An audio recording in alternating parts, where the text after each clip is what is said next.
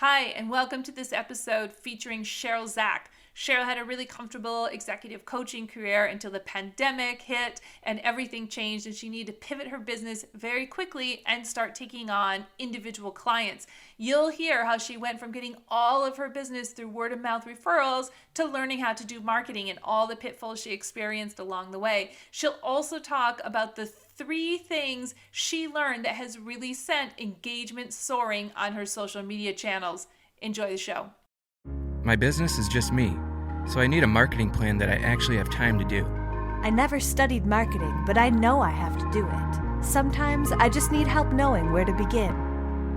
I never know if the money I spend on marketing is really paying off.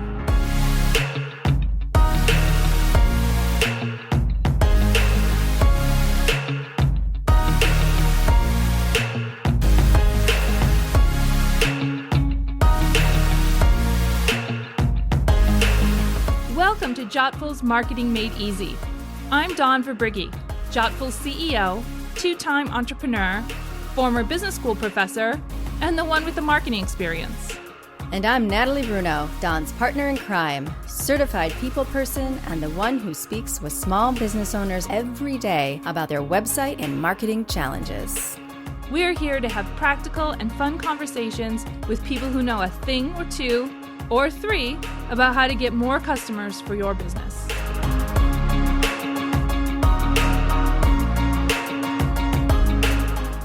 I think it's going to be a really interesting conversation. I'm really glad you're here, Cheryl. I'm super excited to be here. Thank you for having me. So can you start by telling us a little bit about your background and your business? And I know that you made a huge change this past year. So can you just let us in on that and how, like, this pivot that you made?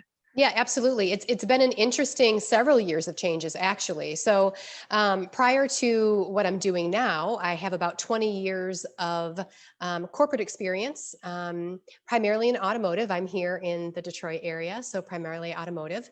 Bulk of my career in human resources, and then some executive level roles. And the last 7 years of my corporate career, I was the president of a boutique staffing firm that specialized in placing engineers in IT and automotive. But in 2018, I decided to really pursue my passion, which is leadership coaching. So I was really fortunate early on in my career to work with some phenomenal leadership coaches. And in my very first coaching session, I thought, oh, this is the work that I'll do someday. And I knew it with tremendous certainty. That I wanted to do it, but I also knew that the timing wasn't right for me for a number of personal reasons, and I needed more experience and all of that. So in 2018, I felt like the timing was right. My son had went off to college, and I thought, you know what, if not now, when? Now's the time. And so I went through a year-long process to become a certified leadership coach. And initially, I was doing just corporate work. So coaching executives through C-suite, high potential leaders in corporate environment. And I still do that work, and I really love that work. But the pandemic happened, and all of a sudden the corporate work just went on hold. You know, I had some engagements I was in the process of, and I finished those out, but everyone was just scrambling, trying to figure out what they were going to do. And we all went into crisis mode essentially. And so corporate coaching work just kind of evaporated. But then an interesting thing happened where I started getting phone calls from people who maybe had just been laid off or furloughed or were looking to make a career transition. And they were contacting me about career coaching. And I kept saying, that's not really what I do. And I was referring them out to someone else. And literally one week, I'm on my 3rd call that week from someone saying, hey, I'm looking for someone to help me find my next job. I'm looking for a career coach. Thought that might be something you do. And it was like someone hit me over the head, and I thought, what am I doing? Pay attention to who your seekers are. You know, I had ran a staffing company for 7 years. I knew about a job search, I knew what made a great candidate. And so I thought, man, I really need to pay attention to who my seekers are. And I shifted and went into career coaching. So now I do both. I do leadership coaching, and I do the career navigation coaching. You know, when we were talking earlier, Cheryl, I mentioned this famous mug I think it comes from a movie where it says, always be closing, ABC, always be closing. And when you talk about this story, it always reminds me of that, but it's almost like ABCD, always be customer discovering, right? Yes. Like never stop learning what it is that your customers need, because if you're really, really listening, you'll pick up on these opportunities like you found. Yeah, absolutely. And I was so entrenched in this idea of it isn't what I do that I was Mhm. literally turning away business. And Yeah. and when it occurred to me that what am I doing? Of course I can do this. Yeah. It was like, I can't believe I was making someone else successful with referring to them, but Yeah. How were they, by the way, how were they finding out about you if that wasn't what you were doing? at this point, primarily word of mouth. Yeah. So they had spoken to someone, usually someone in the recruiting industry, because I had a big network in recruiting. And so they would speak to someone and they'd say, "Oh, you should talk to Cheryl. She's a coach." Mhm. Not really realizing I wasn't really doing career coaching. And so they Mhm. were being referred to me. Yeah. Yeah. And that's generally how you had all of your corporate clients too, right? Your business was living off of word of mouth pre-pandemic. It really was. I have a presence on LinkedIn. I have a pretty large LinkedIn network. And I had a presence on LinkedIn, and I was dipping my toe into some marketing. I had a website, thank you, Jottful. Mhm. And I was doing some blogging and some writing. I'm part of Forbes Coaches Council. And so I was Yeah. doing some publishing through that. But I wasn't really I wasn't putting a lot of thought into it. There was no strategy. And most of my business was coming word of mouth. Well, talk to me just sort of before we move on, talk to us a little bit about the Forbes Council, because I know that it exists for coaching, but for other areas as well. So what is it? How did you get involved in it? What do you do with it? Yes. So Forbes has a variety of councils. I believe there is a marketing one also. Mhm. There's one specifically for coaches. And it's an invitation only program. You apply to be a member. Mhm. And the application process is pretty straightforward. You just submit a bio and a little bit about your background, the type of coaching you do. They want you to have been a coach in some format, whether it be in your independent practice or through your work, Mhm. for at least 2 years.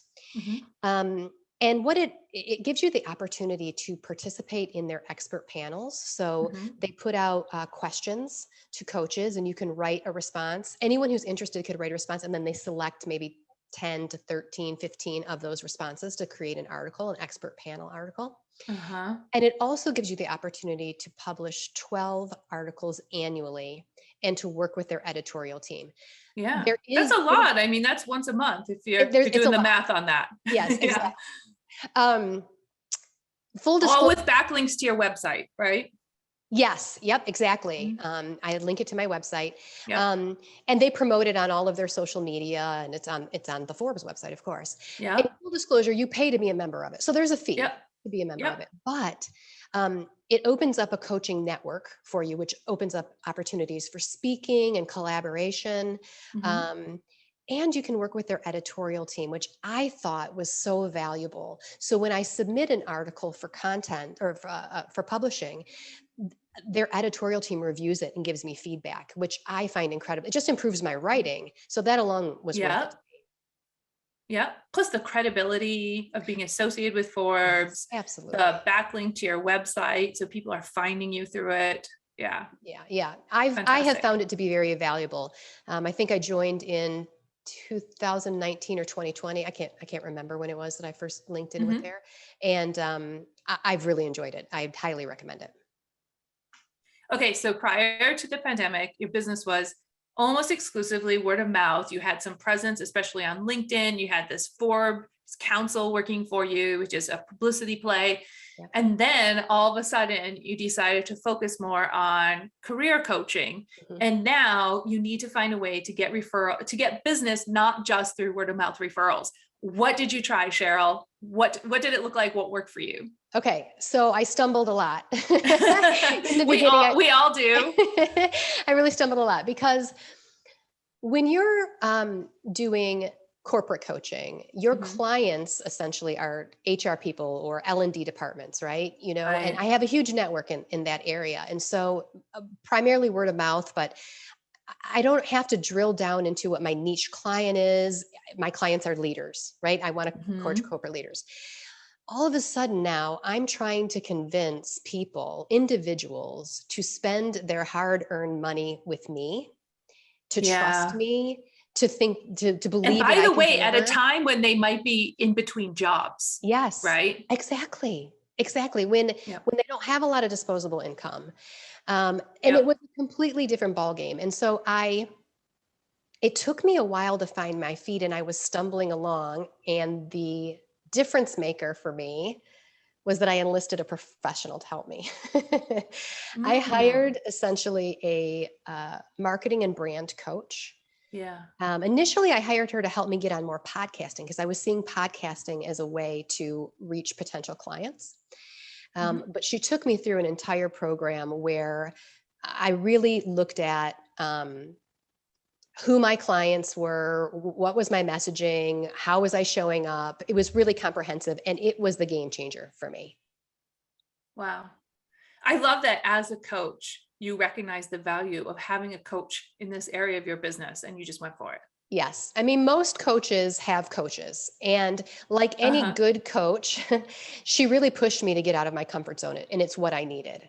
And she really, she both helped me to narrow down my message. Like, we did a lot of client avatar work around who I was looking to sell my services to. I was resistant to that, to be honest. And she really pushed me. Why were you? Oh, because I kept saying, but that's not who my clients are. And she'd say, yeah, but who do you want your clients to be? Like, who do you want to work with? And I was reluctant to target my messaging in a way that it would turn away some of the existing clients that I've had. I found that not to be true, actually. Interesting. Yeah. Because this is one of the biggest challenges that business owners face when marketing their business is they recognize that they could do, let's say, 10 different things. And choosing the one thing that they could do for the one audience is really, really hard, especially if you like doing the other 9 things. Yes. But it's really, really important to niche down, because then your marketing, it can be much more tailored, right? The messaging is very specific for that individual market. So they're more likely to pay attention to you. You can also just be more efficient with how you spend your marketing dollars, but it's so hard as a business owner to commit to that. And there's no way to do it other than to just fully commit. Yes, I agree with that wholeheartedly. And it was not an easy lesson for me to learn. And it's taken me a while to get there through trial and error, which I know we'll talk about, but I was super resistant, and I wouldn't have gotten there without the help of a coach. I needed her to push me. Yeah, that's really interesting. I think one of the other challenges there is figuring out exactly how to cut your market to find the right niche to focus on. I know for Jottful, that was really a challenge. For a long time, we were cool with focusing on a niche, but we had a really hard time finding the niche. And for a long time, we really focused on industry specific verticals, right? Yes. We'll talk to bridal shops. We tried salons. We tried law firms, right? Like we went down in all of these different coaches, right? Went down in all of these different niches. Then we realized it's not really vertical in terms of industry. It's really horizontal in terms of company size for us. So for us, it's companies with 0 to 5 employees. That's it, right? That's amazing. That's our niche, but it took us a long time to realize it was horizontal and not vertical.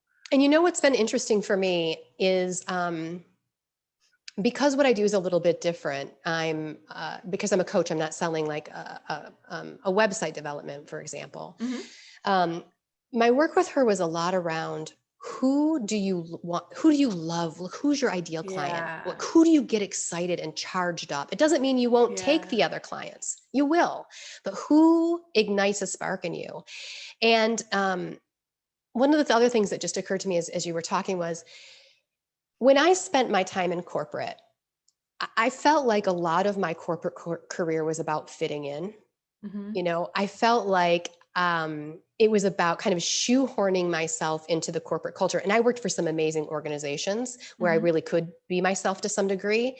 But I was trying to blend in. And what I've come to realize when I switched to career coaching is there's a lot of career coaches out there. There's a ton of them. And I don't need to blend in. I need to stand out. I really need to show why I'm different than the other career coaches. And that's been a huge transition for me. That's so fascinating to think about that transition from the corporate world, where there is kind of a fitting in, right? Mhm. And now you're trying to be more like Seth Godin's Purple Cow. How do I Yes. stand out? Exactly. Why Yeah. me, opposed to someone else, Yeah, that's Yeah. fascinating. Yeah. So tell us a little bit about the different things that you tried then. I know you tried more social media, you did more podcast guesting. I did. What are all the different things you tried and how'd they go? Yes. Okay. So I've done blogging, which I really love doing. I love writing and I love blogging. And I had several of my own blogs prior to this. So that was my natural first go-to. Smart. I don't know that it's as effective for me. The Forbes part is nice, but I don't know that blogging on my website, for example, is as effective for me. But I tried that. That was my safety, right? That was what felt the most comfortable. Yep. Then LinkedIn is a natural for me. I have a very large LinkedIn network. So I dove headfirst into learning about the LinkedIn algorithms, which are ever changing, and trying them out and experimenting. LinkedIn is still a large place for me. I know there's been some backlash lately where people are like, I don't know about LinkedIn. It's still a huge market for me. I mean, especially in the world of employment. It's Yes. unavoidable. Oh, yes, certainly. Yeah. Certainly in the world of employment. And because of that, I have a big network. And so not using that channel would be unfortunate. And for career coaching, it's a great place to be. What else did I try? Well, at the beginning, this is an interesting lessons learned actually, of when you experiment with something and it might work for a while and then it stops working. Yes. At the beginning of the pandemic, once we all could breathe again, there was this real willingness for people to attend virtual webinars, seminars, panel discussions, whatever. And I kind of jumped on that bandwagon and started participating in them, hosting my own. And it worked really well until it didn't anymore. And it was like, it felt for me like it was overnight that people just stopped attending. They Zoom fatigue, they just got zoomed out. They're like, I can't attend another virtual, whatever. And so for that was something that I invested a lot of time in learning about the technology, putting together the content, and it was going really well. And then all of a sudden, just no one was showing up. So I think all those people moved to Clubhouse for a minute. Yes. And now I don't know where they are. Yes. Yes. And when Clubhouse was having its moment, I'm an Android user, so I wasn't on the club. And now you can, but now I think the moment might be over. The moment is gone. The moment is gone. Yeah. By the time they launched an Android app, it was already too late. Yeah. They were done. But in the spirit of learning new things, I'll share that one area right now that I'm on that journey with is Instagram. So, as a career coach, I think there's a place for me on Instagram and there's a market for me there. And so I'm just now figuring that out. So if anyone has any Instagram tips, let me know. But that's my new kind of foray and putting my toe in and seeing if this is a place for me. Yeah, super interesting. And you might find that you're producing different content for Instagram versus LinkedIn, right? Like I imagine Instagram, you could do a lot more inspirational stuff, a lot of stuff speaking, especially to the job seeker. Yeah. Yes. And video. And of course, speaking of video, that's one of my lessons learned that, I wanted to touch on was getting out of your comfort zone, whatever that might be. And for me, that was video and showing my personality, being willing to be a little vulnerable. This is one of my tips for people is, again, speaking about this idea of like, instead of blending in, standing out, video was a huge, I say it's my kryptonite. It was a huge thing that I had to get over doing. I was really terrified of video. And if you look at any of my initial video content, it's a little stiff. It's a little boring, frankly. I'm feeling like I'm trying to project this really super competent, professional image, and it's just stiff. It falls a little flat. Like it's not even entertaining. Who would want to watch this? And I started realizing that, of course, thinking about what videos do I enjoy watching? What content am I drawn to? Well, I'm drawn to content that's entertaining and informative, and mine definitely wasn't entertaining. It wasn't. And so I slowly started to make the shift where my personality started to show through, and I was willing to be a little silly a little goofy. And the more I did it, the more my engagement started to go up for sure. And people started commenting on it. In fact, there was an aha moment for me when I created this video that was probably pushing the limits for me personally. If you watch it, you won't even see that. But inside, I was having a lot of panic. I filmed it, I edited it, it was ready to go, and I almost didn't post it. And I took a deep breath and hit publish. Almost immediately, I started getting engagement on the video. People started commenting. People were DMing me saying, "Oh, there you are. I wondered where you were. Like, you're finally showing up as yourself." And it's by far the most engagement I have right now on my video content. And it's encouraged me to be even more me. That's funny. I had a very similar experience in the past year. I took a risk on a post. I sat there and I questioned whether or not to publish it. And finally, I just closed my eyes and I hit publish. And, when I last looked at it, it had more than 15,000 views on LinkedIn. And I think it's probably the most viewed post I've ever published. And it was something that I really, really questioned whether or not I should put it out there. Yeah. Because people want, I hate even using the word authenticity because I feel like it's overused right now. Overdone. Yeah. It's probably especially in your industry. Yes. It is. But people want realness. So I say, they want to they want to know that they want to hang out with you. They want you to not have it together all the time. They want you to be a little goofy. There's so much content out there. There's so much information out there. They're looking to connect with people. And if you can do that, if you can get out of your comfort zone enough to do that, it is rewarding.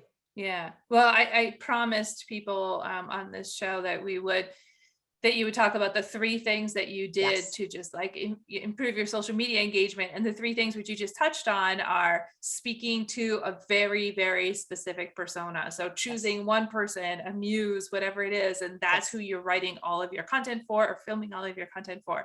Getting more personal, so getting out of your comfort zone, and then being willing to try other formats, right? In your case, it's video. In some people's cases, it's audio, but just be willing to try new technology and new formats and new channels. Exactly. And, I think people worry about that because they think well, if I start doing this and then I change it up, people are going to notice. Well, first of all, they're probably not going to notice. No one's paying that much attention to you.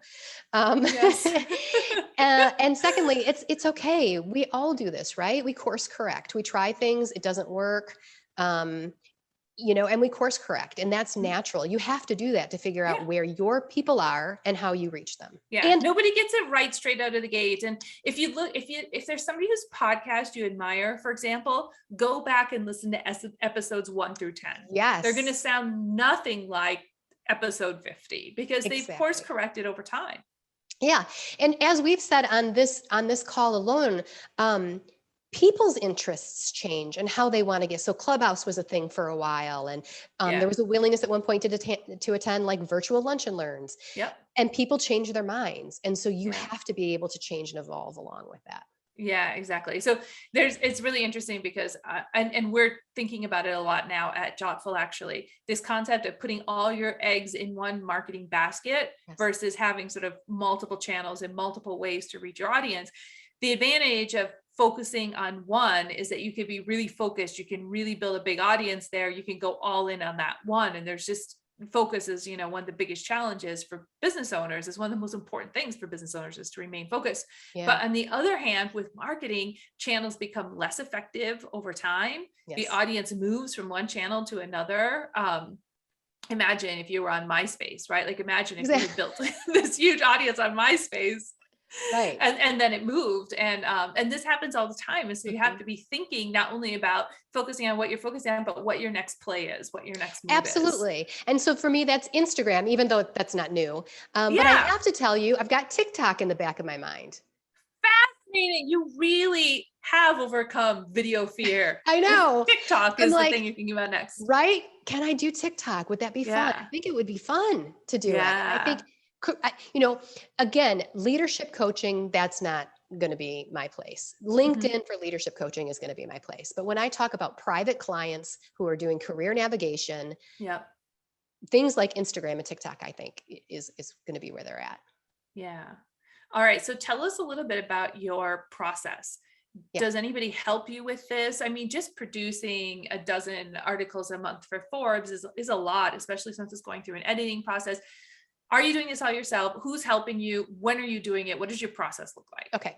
Yeah. Fantastic. So aside from initially engaging the coach that I engaged to help me figure out the brand, and I did the whole thing. I did images, redid headshots and everything with someone in the Jottful network. Shout out. I refreshed my website. Thank you, Jottful. Your team is fantastic. I just got to give that shout out. Oh. And she did not pay me to say that. No, I didn't know you were going to say it. No, I know. I did the whole thing. So my messaging, my colors, I revamped my logo a little bit. I did the whole thing. And I did some of that with the help of the coach. And some of it was just inspired by that work. I got so inspired by what we were doing that I did some of this just on my own because I thought, I like this look better. Aside from that, the rest of it I'm doing on my own. I would love to get to a point where I can start to hire it out because I believe completely in this idea of do what you do well for me coaching and hire it out when you can. I believe strongly in that, but I'm not there yet. So the way that I approach it is this. Every week, the week before, usually, sometimes 2 weeks before if I really got it together, but usually the week before, I think of a theme for the week. And then I build content around that theme. So it's just fascinating. Yeah, repurposing it. So I might say, next week, I want to talk about imposter syndrome during a mid-career transition, for example. And I'm picking these topics from things that I work with my clients on. So I have a whole bunch of information and topics to include. And then I start doing some research. So I might look at, are there statistics around imposter syndrome and midlife career transition? Is there studies I can quote? Are there articles that are interesting? I just spend some time. It sounds like a lot of time. It's really not. It's maybe 45 minutes. It's not a lot of time researching and coming up with some content. And then I shoot a video. And so what do I want to say about this? What do I have to share about this? So I shoot and edit the video. I use Filmora, Wondershare Filmora. It's just super easy. It's so you're doing your own editing. Doing my own editing. But this tool is really easy. Yeah. It's really easy. And I really enjoy it also. But that's what I spend the most time on, though, is shooting and editing the video. I use Canva for all of my little content. If I'm going to, present a statistic, I might come up with something cute in Canva. And since I've got all my logo, my colors and everything in the system, it's really fast. Yeah. Everything looks the same. And then I just have a sequence of what I'm going to post. I introduce the topic on Monday, usually through some sort of an inspirational quote or something. Then my video comes out on Tuesday. Maybe Wednesday, I'm supporting it with some interesting articles on the topic. Like this, I just have a cadence, but I set it all up the week before. So great. I love listening to people talk about, especially people who do content marketing. I love listening to them talk about their process and how they do it. I've never heard two people do it the same, actually. Oh, yeah. And it's a very common question that I ask on these interviews. Yeah. And I stumbled into that, and it's what works for me. And I can believe that people do it differently, because it really is, you have to find that what works for you personally. Absolutely. But the idea of a theme that you carry through the whole week, I think I heard on a Jottful podcast, actually. And it goes like a little bit of a light bulb for me, where I thought that makes total sense. Instead of trying to think of something new, fresh, unique, whatever content every single day, I think of a theme for the week, and then I can link back to my post. So I might say, I might share an article and say, in yesterday's video, I spoke about this. Then I'll link the video in the comments. Yes. So it's building on, and then I put it out to my different platforms. So I'm posting now on LinkedIn and Instagram, Twitter, and Facebook. Some I engage with more than others. I'm not spending a lot of time engaging on, say, Twitter or Facebook, but I have presence there. Yeah. And of course, my messaging is a little bit different depending on the platform, right? And the tone is different. Exactly. Twitter is very different from LinkedIn. Yes. But the content is the same. Right. What I'm posting is the same. What I'm saying about it or how I'm packaging that is just tweaked a little bit for the place. So one thing I love about this is that you're really figuring out yourself where you're going to get momentum, where you're going to get traction, right? You're doing that yourself. And then at some point, you're going to bring somebody else in to help you. And that person is really going to be focused on optimizing. You'll have solved the problem of what works where and what messaging works and which audience. And then this person will be in charge of optimizing and helping you scale that. I think it's a really smart way to look at it. Yeah. Yeah, absolutely. That's how I see it as well. And, I believe that they'll also bring in an expertise that I don't have. I have a lot to learn, right? I mean, I spend a lot of time trying to learn things on my own. And if I had the budget, I wouldn't be doing that. But I'm a solopreneur and I, have to be careful. So I spend some time doing it. Yeah. Rare is the business owner that has the budget to go all in on day one and hire an agency to take all of this off their hands. But also, I personally don't think it's the right thing to do. As a business owner who is also a marketer, there's just nothing there's nobody who can come in and replace you as the business owner and understand your product more than you do and understand your market more than you do. I mean, the whole reason you are the business owner is because you had a unique insight on your market. And so it's really up to you to figure out how to reach that market and how to communicate what's special about your product or what the special benefits are. Once you have the start of that, even if it's ugly, right? It's ugly. It's too expensive on a cost per lead perspective, but it's kind of working. Then you can bring somebody in who can really optimize it, get the cost down, make it more beautiful, and then really start to scale.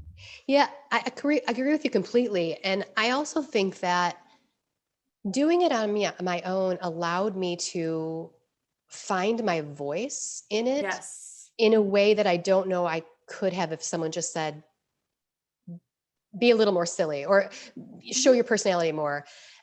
I had to figure that out on my own and get comfortable with it, and kind of know what worked for me and what I'm comfortable, and it's ever evolving. So I think that was important for me to do on my own. Yeah, I think I suspect that it probably also helped inform your product. So as you went out to market and you tried to message it and you tried to sell it, you get feedback, and then you would take that and you would change what you offer slightly. Right? Completely. That process, that customer discovery process is essential. Yes. And that whole idea of listen to your seekers, that doesn't stop, it's ongoing. I've learned it now. And so I'm always adjusting my message because of what I'm hearing from the people I speak to. Like any coach, I offer a complimentary discovery call, right? And so I'm speaking to people all day long who are in career transition, and they're telling me what they're struggling with. And that feeds into my marketing content, right? Because I know what's going on. And so I look for content, I build content around that. Yeah. FAQs are just an amazing source for content. Absolutely. Yes, exactly. So Cheryl, let's conclude with one tip you have or one thing you would have done differently if you had known better. So what's one takeaway you'd like to give everyone listening today? It's interesting. I thought about this question and I think, what would I have done differently from the beginning, knowing what I know now? And I think it would have been this, it's, of course, I have to say this, I'm a coach. It's the mindset work around showing up as who I am. I spent about a year still thinking that I was in a corporate environment and downplaying my own personality and not really showing up as myself. And I think that I have no regrets, of course, but I think that was wasted time. I wish I would have engaged a brand coach earlier who helped me get out of that comfort zone faster. Excellent advice. Really great advice, Cheryl. And Cheryl, thank you so much for joining us today. Really enjoyed having you. It was a pleasure. Thank you so much. It was great to be here. Take care. Bye. Well, that's a wrap. If you enjoyed this episode of Marketing Made Easy, please subscribe to Jottful's YouTube channel. That's JOTTFUL. That way, you'll never miss an episode. We'll meet you on the next one.